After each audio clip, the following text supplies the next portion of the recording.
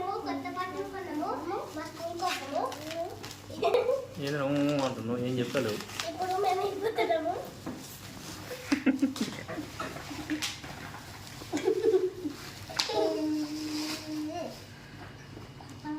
దీనికి ఒకటి ప్లాస్టర్ వచ్చింది, మనకి రాలేదా? నాకు తీసేసింది.